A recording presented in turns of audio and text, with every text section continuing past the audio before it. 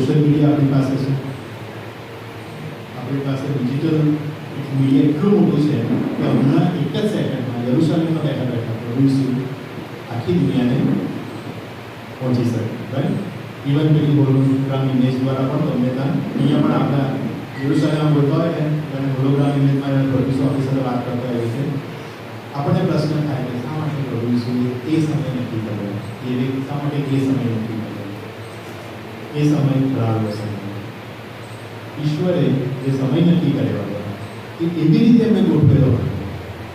એ વખતની રાજકીય, સામાજિક, ધાર્મિક જે વ્યવસ્થાઓ હતી વિશ્વની એવી હતી કે પ્રભુ ઈસુનું આવવું થાય. 33.5 વર્ષનું જીવન તેઓ જીવે, 3.5 વર્ષની એમની સેવા, એમનું મૃત્યુ થાય, 50મા દિવસે મંદિરની સ્થાપના, અને જ્યારે પ્રેરિતો એ સંદેશો લઈને જાય ત્યારે એ સંદેશો એટલી ઝડપથી ફેલાય, કારણ કે લોકોના હૃદયો, મનો, સંસ્કૃતિ, ધર્મ એવી રીતે પ્રભુએ તૈયાર કર્યા, એટલી ઝડપથી ફેલાય કે લગભગ 30થી 35 વર્ષની અંદર એ સુવાર્તા રોમ સુધી પહોંચે, અને 400 વર્ષની અંદર એ રોમન સામ્રાજ્ય કે જેણે પ્રભુ ઈસુને મારી નાખ્યા એ આખું હવે ખ્રિસ્તી બને, અને એ સુવાર્તા યુરોપ અને એશિયા સુધી ફેલાય છે. આજે ભારતમાં સુવાર્તા આપણને કેટલો સમય પડ્યો?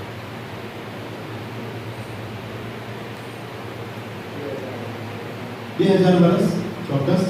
રોમન દ્વારા સુવાર્તા આવી 2000 વર્ષ, અને જે મિશનરીઓ આવ્યા એ વાતને 300 વર્ષની ઉપરનો સમયગાળો થઈ ગયો, 250-300ની આસપાસનો સમયગાળો. જો આપણે કેથલિક મિશનરીઓને પણ કાઉન્ટ કરીએ, ફ્રાન્સિસ ઝેવિયર્સને બધાને કાઉન્ટ કરીએ, તો સુવાર્તા મિશનરીઓ દ્વારા આવેલી સુવાર્તાને 300 વર્ષ થઈ ગયા છે. અને આપણી પાસે ટેકનોલોજી ભરપૂર પ્રમાણમાં અવેલેબલ છે, પણ પ્રભુએ એ સમય કરાવેલો. એવું નથી કે આ સમય નથી કરાવેલો, આપણે માટે જે સમયમાં આપણે છીએ એ સમયમાં આપણે કામ કરવાનું છે. પણ પ્રભુ ઈસુનું આવવું એ કરાવેલા સમય હતું, જે પાઉલ કહે છે કે એવી સુવાર્તા પ્રગટ થઈ કે શિષ્યો માટે એવું કહેવામાં આવ્યું કે આ જગતને ઉથલ પાથલ કરનારા અહીંયા આવી ગયા છે.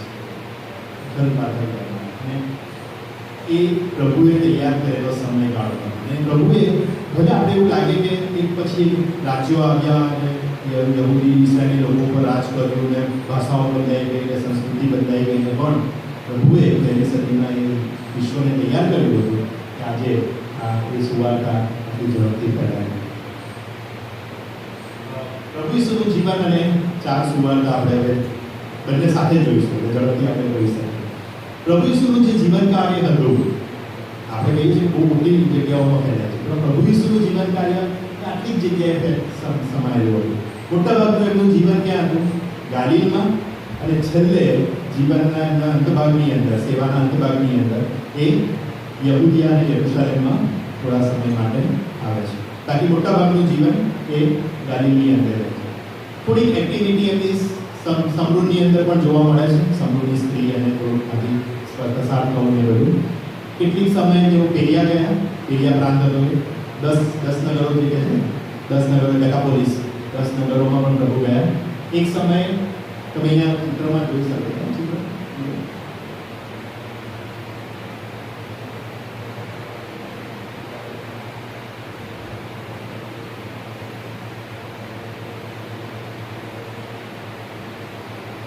ગાલિલ, સમૃદ્ધ, યહૂદિયા.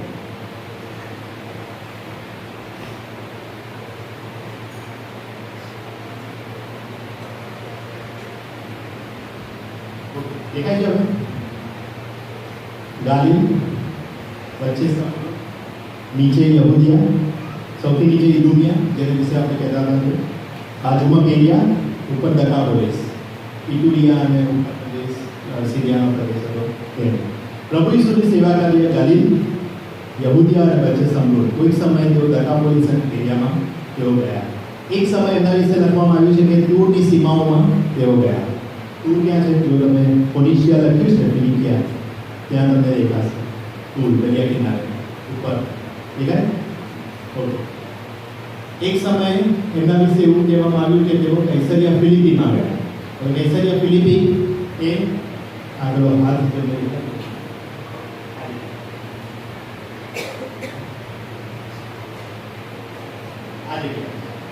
આ કૈસરિયા ફિલિપી છે, પરંતુ બે કૈસરિયા ફિલિપી હતા. એક અહીંયા પણ હતું. આ કૈસરિયા હતું અને આ કૈસરિયા ફિલિપી હતું કે જે હેર્મોન પર્વતની નીચે આવેલું શહેર હતું. હવે આ જે પ્રસંગ છે, જ્યારે કૈસરિયા ફિલિપીનો પ્રસંગ આપણે આગળ જોઈશું કે જ્યારે પ્રભુ ઈસુનું જે રૂપાંતર થાય છે, પહાડ પરનું રૂપાંતર, એ સમયગાળાનો ઉલ્લેખ છે કે તેઓ કૈસરિયા ફિલિપીની સીમમાં થઈને કૈસરિયા ફિલિપીની થઈને પાછા ગાલી સમુદ્ર પાસે આવ્યા. એટલે કે એવું માનવામાં આવે છે કે આ પર્વત ઉપર હેર્મોન પર્વતની આસપાસ એનું રૂપાંતર થયેલું હોવું જોઈએ, જે રૂપાંતરનો પ્રસંગ કરે. પણ એને માટે ઘણા બધા અલગ અલગ મત છે. કેટલાક કહે છે કે અહીંયા જે પર્વત આવેલો હતો ત્યાં એનું રૂપાંતર થયેલું હોવું જોઈએ, પરંતુ સામાન્ય રીતે માનવામાં આવે છે કે પણ જો પ્રભુ ઈસુની સેવા કરીએ જોઈએ તો ગાલી, યહૂદિયા, સમૂહ, કોઈક સમયે પેરિયા, ડેકાપોલિસ, ટૂર અને કોઈ એક ખાલી રૂપાંતરના સમયે કૈસરિયા ફિલિપી પાસે આટલી જગ્યાએ એમને ટ્રાવેલિંગ કર્યું છે, આનાથી વધારે નહીં. અને જો જે રીતે સુવાર્તાઓ લખવામાં આવી છે એની તમે જુઓ તો પ્રભુ ઈસુની સેવાની શરૂઆત અહીંયા થાય છે, ગાલિલીના સમુદ્ર પાસે. અને છેલ્લે એમનું જે સ્વર્ગમન હતું એ પણ અહીંયા જ ગાલિલીના સમુદ્રની પાસે જ એ પહાડ ઉપર એમનું સ્વર્ગમન થાય છે. એટલે કે ગાલિલીનો સમુદ્ર પણ એ એમની સેવાના મોટાભાગના કેન્દ્ર. તમે જુઓ તો બધા નગરો જુઓ, બેથસેદા, કાપરનાહુમ, નાઝરેત, તિબેરિયસ, નાઝરેત, અહીંયા કાના, બધા અહીંયા જ નગરો છે. જેમાં મોટાભાગની સુવાર્તાની અંદર આપણે જે નગરોનો ઉલ્લેખ કરીએ છીએ, મોટાભાગની સેવાઓ એમણે ત્યાં જ કરી છે. એટલે કે આ સમુદ્રને કાં તો ગાલિલીનો સમુદ્ર કહેવાતો હતો, કારણ કે ગાલિલી પ્રાંત પાસે આવેલો હતો. તિબેરિયસનો સમુદ્ર, કારણ કે તિબેરિયસ શહેર નજીક આવેલું હતું. અથવા ગન્નેસરેતનો સરોવર પણ કહેવાતું હતું, કારણ કે એની સામેનો જે ભાગ હતો હા એ ગડારા અથવા ગન્નેસરેત માટે એને ગન્નેસરેત, એટલે કોઈ પણ જગ્યાએ ત્યાં ત્રણ નામ આવે, ગાલિલીનો સમુદ્ર, તિબેરિયસનો સમુદ્ર અથવા ગન્નેસરેતનું સરોવર, તે આ જગ્યાની વાત. પ્રભુ ઈસુની મોટાભાગની સેવાઓ અહીંયા છે. આપણે એને થોડું ઊંડાણથી સમજવાનો પ્રયત્ન કરીએ, કેવા સમયોમાં પ્રભુ ઈસુએ સેવાઓ કરી, કઈ સારી. પ્રભુ ઈસુનું શરૂઆતનું જીવન જોઈએ તો ઈસવીસન 6 અને 4માં આપણે જોઈએ છીએ કે પ્રભુ ઈસુ યુસુફ અને મરિયમે નાઝરેતથી બેથલેહેમ તેઓ જાય છે. કારણ શું હતું? શા માટે મરિયમ ગર્ભવતી હતી? વસ્તી નામ નોંધણી માટે, વસ્તી ગણતરી હતી અને એ માટે તેઓ પોતાના પિતૃઓના જે નગર હતું બેથલેહેમ, દાઉદના કુળમાં યુસુફ અને પ્રભુ ઈસુ આવતા હતા માટે તેઓ ત્યાં જાય છે. અને એમનો જન્મ બેથલેહેમમાં થાય છે. યરુશલેમ છે, અહીંયા બેથલેહેમ છે. અને ત્યાંથી આપણે જાણીએ છીએ કે જ્યારે પ્રભુ 40મા દિવસે એમને યરુશલેમ અર્પણ માટે લઈ જવામાં આવે છે, ત્યારે હાન્ના પ્રબોધિકા અને શિમ્યોન વિશે આપણને લખવામાં, લુકની સુવાર્તા લખવામાં. પછી જ્યારે 2 વર્ષની આસપાસની ઉંમરના હોય છે ત્યારે મિસરમાં યુસુફ એમને લઈને જાય છે. અને તેઓ પાછા, આપણે ખબર નથી પાછા ક્યારે આવે છે, પણ એટલું ખબર છે કે આર્કિલાઉસ ત્યારે રાજા છે અને યુસુફ એમને લઈને પાછા નાઝરેતમાં રહેવા માટે તેઓ જાય છે. કારણ કે નાઝરેત માટે તે નાઝરેતનો યુસુફ કહેવાય.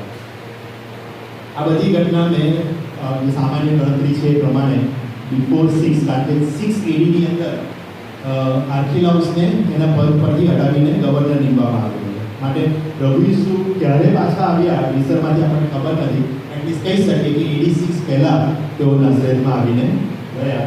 અને 12 વર્ષના હતા ત્યારે યરુશલેમમાં ગયા. હવે એમની જો આ ઉંમર જોવામાં આવે 12 વર્ષ ત્યારે AD 8, એટલે AD 8 ની અંદર 12 વર્ષે તેઓ નાઝરેત પાછા જાય છે, સોરી યરુશલેમ જાય છે અને ત્યાંથી પાછા તેઓ નાઝરેત ફેમિલી રિટર્ન થાય છે. ત્યાર પછીનો ઇતિહાસ આપણી પાસે નથી.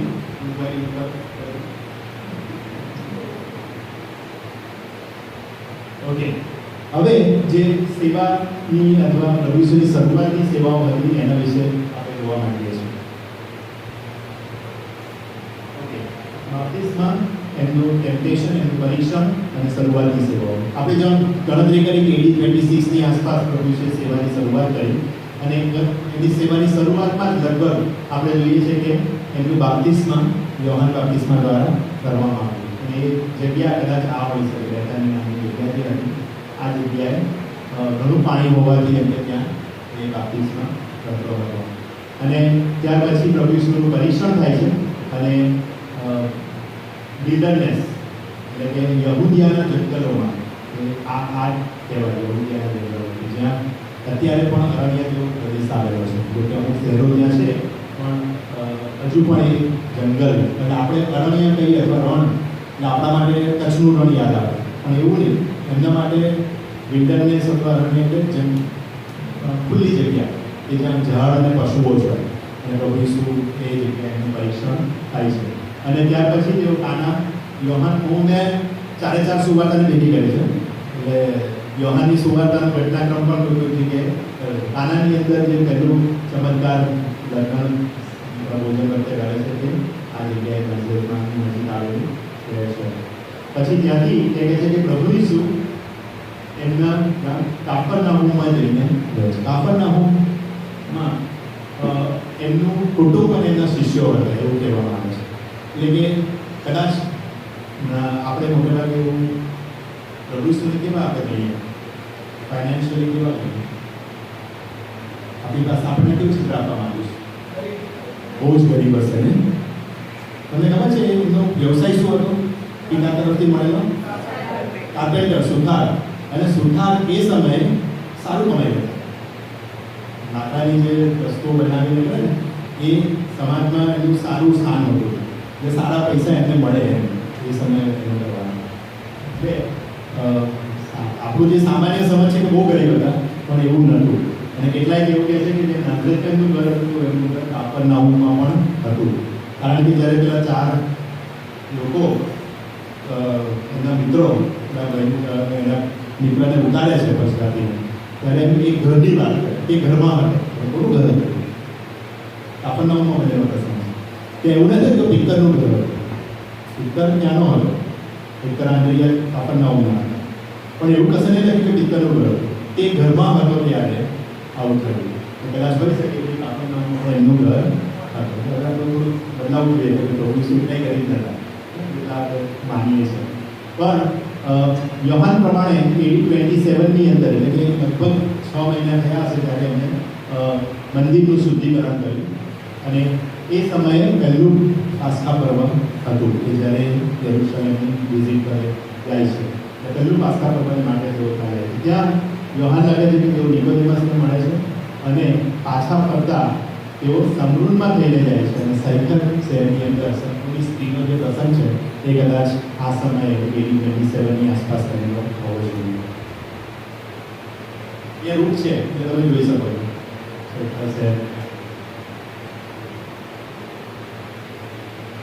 પ્રભુ ઈસુની શરૂઆતની સેવાઓ એટલે કે અત્યારે 26માં આપણે જોયું, 26ના અંતમાં પાસ્કા પર્વમાં એમને છેલ્લી મુલાકાત યરુશલેમની લીધી. ત્યાર પછી એમની જે સેવાઓ આપણે જોઈએ છે તે શરૂઆતની સેવાઓ 27-28 દરમિયાન પ્રભુ ઈસુનો પહેલો સંદેશો શું હતો? માર્ક 1 અને 15 શું કહે? પસ્તાવો કરો, સુવાર્તા પર વિશ્વાસ કરો, એવું રાજ્ય એમનો પહેલો નાનો સંદેશો. કદાચ માર્કે બહુ ટૂંકાણમાં લખ્યું છે, પરંતુ બહુ સ્પેસિફિક સંદેશો એમણે આપ્યો. અને એમણે જે સુવાર્તા પ્રગટ કરીએ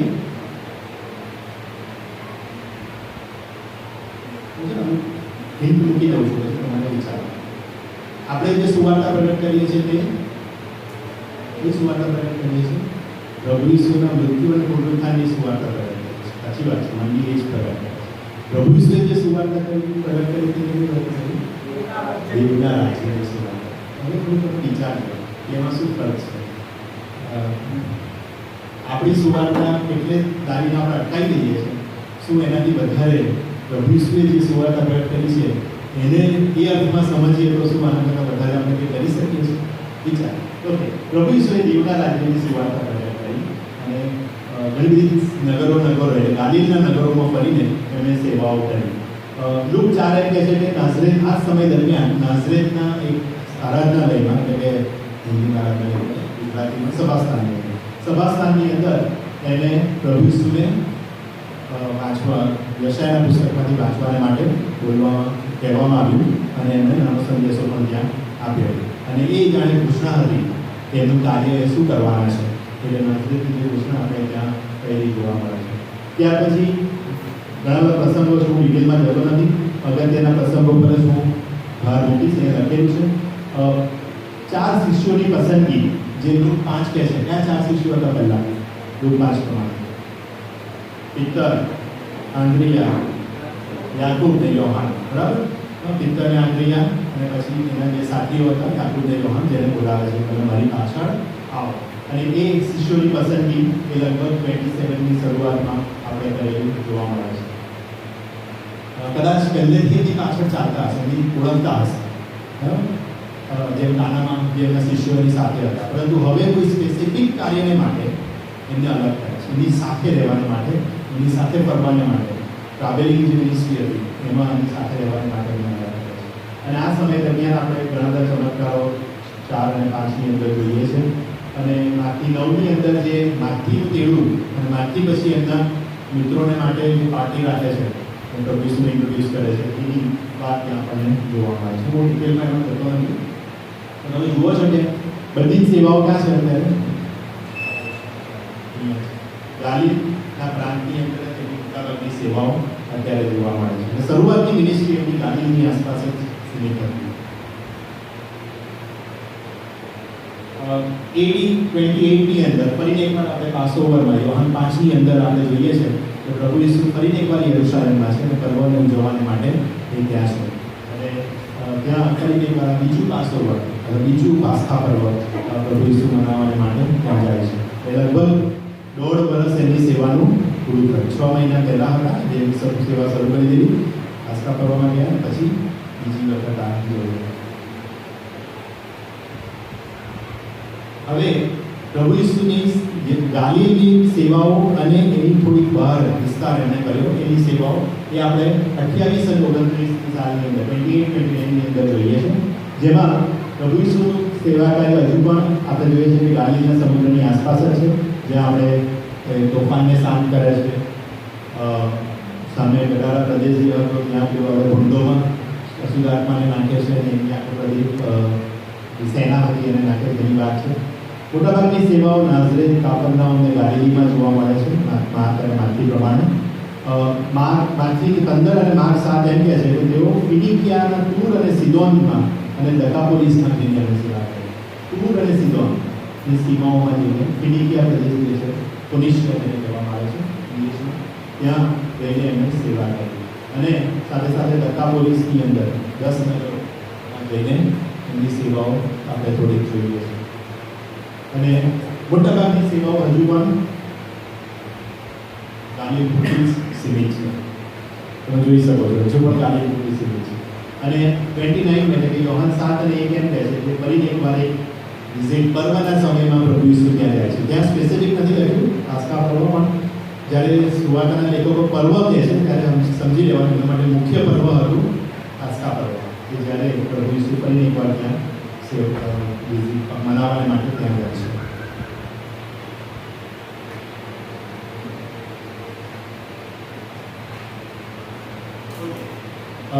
હવે પાસ્ખા પર્વ પછી એટલે કે 29-30ની અંદર ઈસવીસન 29-30ની અંદર હવે પ્રભુ ઈસુની સેવાઓ એ ગાલિલથી આગળ વધીને યહૂદિયાની અંદર આપણે એમની સેવાઓ જોઈએ છીએ. હવે એ કેવું આગળ વધે અને સુવાર્તાના ખાસ કરીને માર્કી, માર્ક અને લૂકના લેખકો એવું કહે છે કે તેણે પોતાનું મોં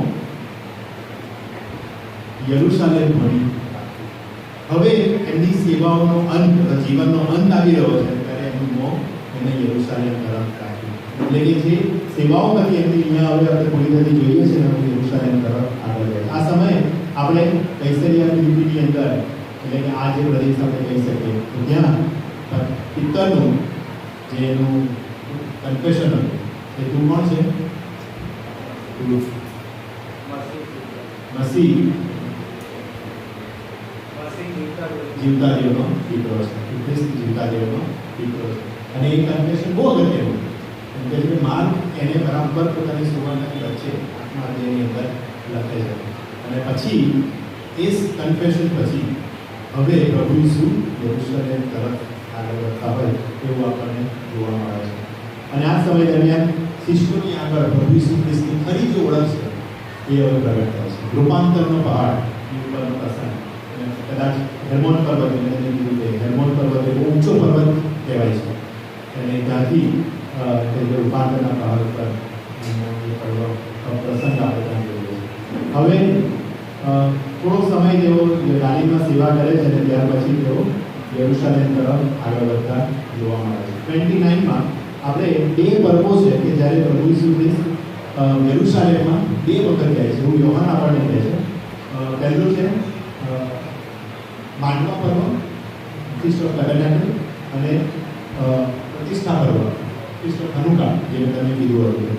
એ બે પર્વમાં યરુશલેમમાં 29માં તેઓ જાય છે અને એ રીતે યરુશલેમની વિઝિટ એમની બદલી જાય છે. બરાબર, ધીમે ધીમે.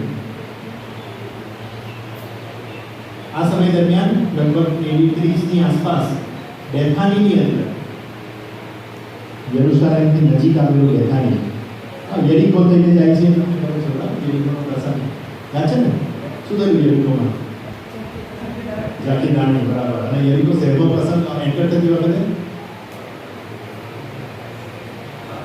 બાપ્તિમાઈ ઓકે, બાપ્તિમાઈનો પ્રસંગ એટલે આખો પ્રસંગ અને જાકી દાણીનો પ્રસંગ એ યરીકો શહેરમાંથી જ્યારે પસાર થઈ જાય છે. પછી મોટાભાગનો એમનો જે છેલ્લો સમયગાળો હતો એ આપણે યરુશલેમ અને બેથાની વચ્ચેનો જોઈએ છે. છેલ્લો જે અઠવાડિયું આપણે જોઈએ છે એ મોટાભાગે અહીંયા જોઈએ છે લુક 10:13ની અંદર. ઈસવીસન 30ની અંદર હજુ પણ એની સેવાઓ મોટાભાગે યહૂદિયાની અંદર જ આપણે જોઈએ છે. યહૂદિયાના નગરોમાં તેઓ સેવા માટે જાય છે. ટૂંક સમય પેરિયા પ્રદેશની નદીની પાર તેઓ ગયા એવું કહે છે. કદાચ પેરિયા પ્રદેશ યહૂદિયાની સામેનો પ્રદેશ એ પેરિયા પ્રાંત હતો અને ત્યાં કદાચ તેઓ જઈને સેવા કરી હશે. અને તમને કીધું એ પ્રમાણે કે બેથાનીની અંદર લાજરસને પણ તેઓ પાછો જીવતો કરે છે. યોહાન અધ્યાય જે કહે છે તે પ્રમાણે.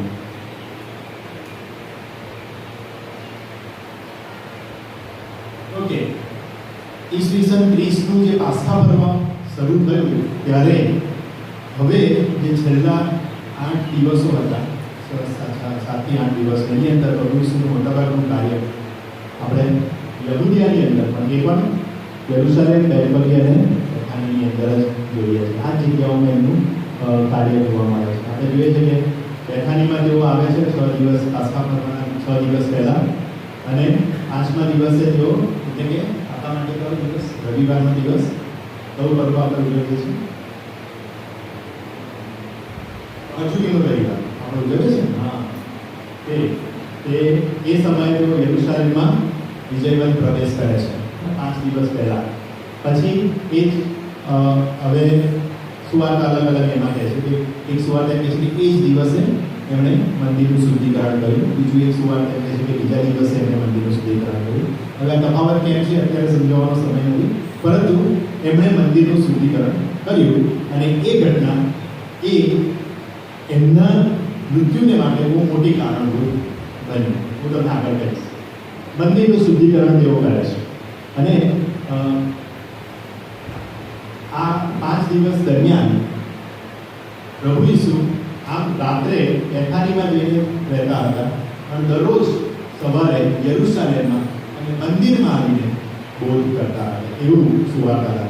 5 દિવસ દરમિયાન તેઓ વારંવાર મંદિરમાં આવ્યા અને એમની આગળ પોતાની જાતને પ્રગટ કરી. અને એ દરમિયાન એમની અધિકાર ચેલેન્જ કરવામાં આવ્યું. કયા અધિકારથી આ કામો કરે છે? એવો પ્રશ્ન હતો. સાથે સાથે પ્રભુ ઈસુએ પોતાના શિષ્યોને અને લોકોને શિક્ષણ આપવાનું ચાલુ રાખ્યું. ત્યાર પછી પ્રભુ ઈસુ માઉન્ટ ઓલિવ જે કહે છે, જૈતુન પહાડ ઉપર જઈને પોતાના શિષ્યોને શિક્ષણ આપે છે.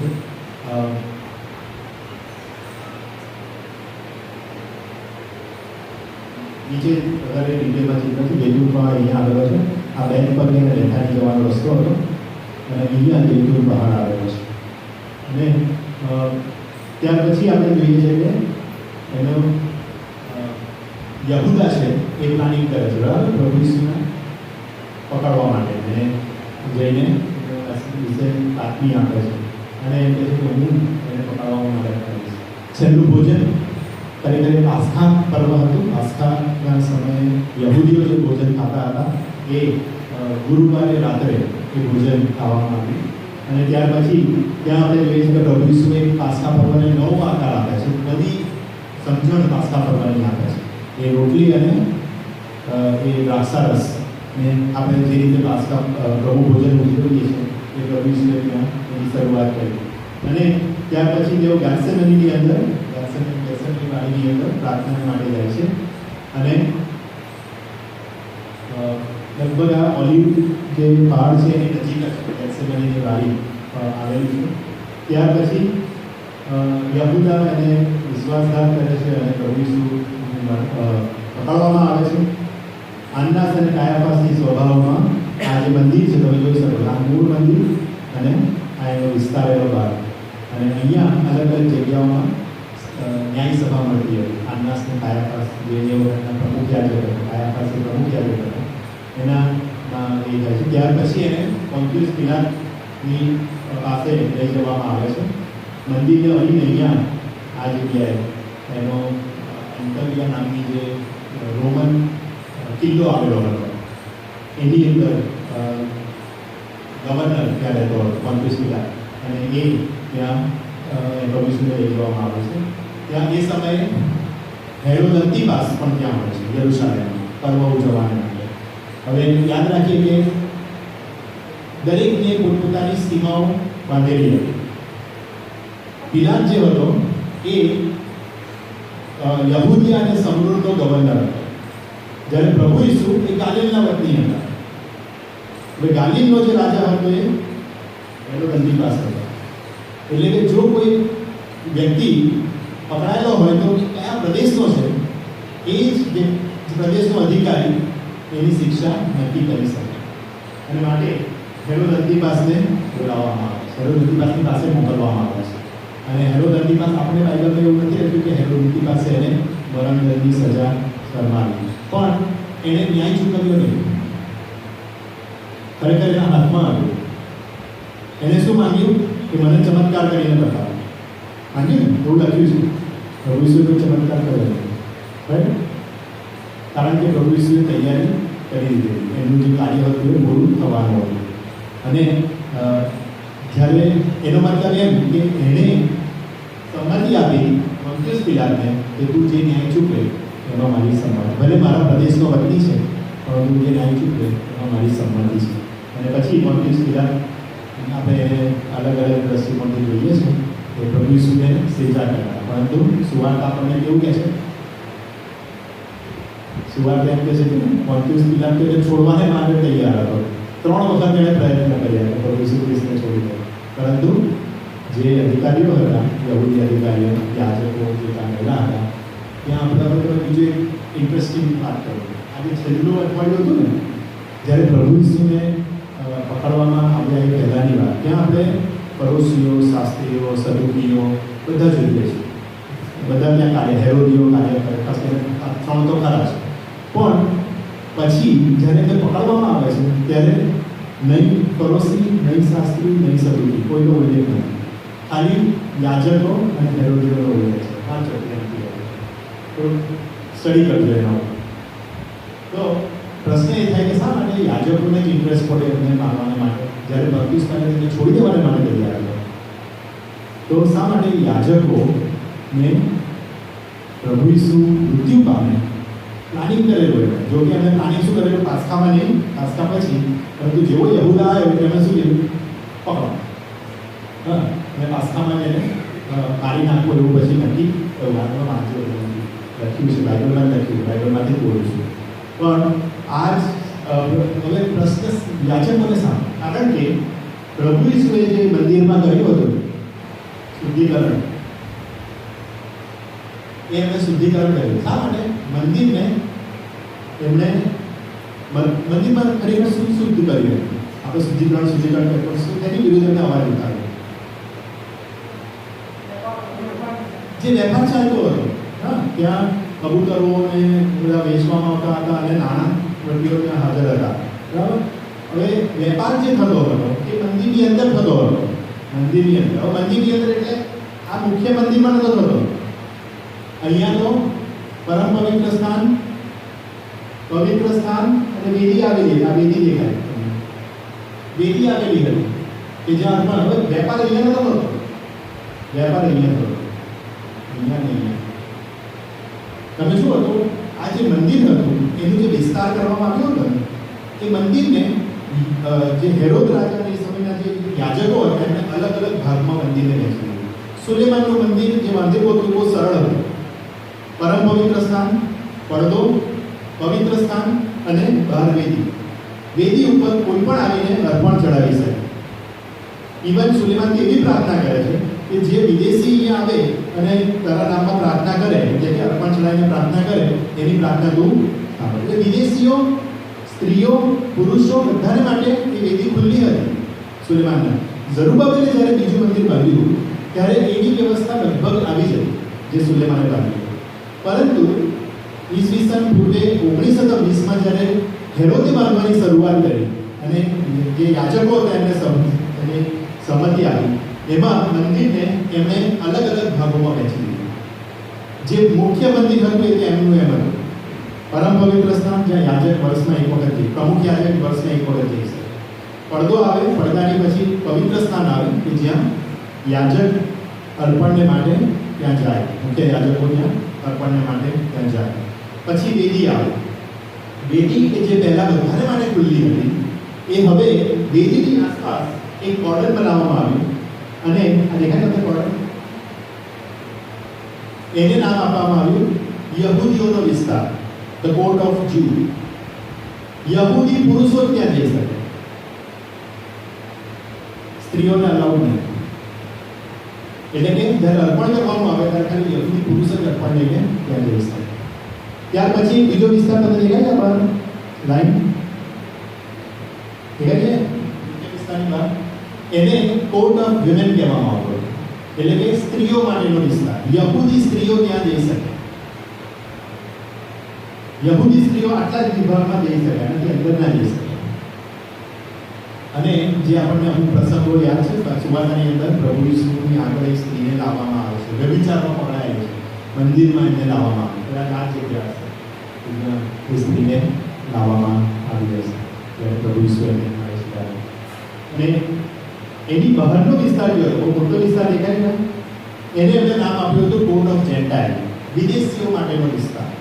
ઘણો મોટો વિસ્તાર લાગે છે આપણને, ઘણો મોટો વિસ્તાર બનાવેલો. પરંતુ એ જગ્યાએ માર્કેટ ઊભું કરવામાં આવ્યું. અને માર્કેટ કોના દ્વારા ઊભું કરવામાં આવ્યું હતું? યાજક, મુખ્ય યાજક અને પ્રમુખ યાજક એના બાળકો. એ સમયના જે પ્રમુખ અન્નાસ હતા એ એમ કહે છે કે આ માર્કેટના હેડ હતા. અને એના દીકરાઓ એ કાયાપાસ એનો જમાઈ હતો, એના દીકરાઓ એ માર્કેટ ચલાવતા હતા. અને પ્રભુ ઈસુએ જઈને કોને ચેલેન્જ કર્યું? જ્યારે મંદિરનું શુદ્ધિકરણ કર્યું ત્યારે માર્કેટના હટાવવાની વાત કરી. બરાબર ને? કોની સત્તાને ચેલેન્જ કરી? એ યાજકોની સત્તાને ચેલેન્જ કરી. એ અન્નાસની સત્તાને. તમે અન્નાસ વિશે વાંચો તો જગ્યાએ મળે.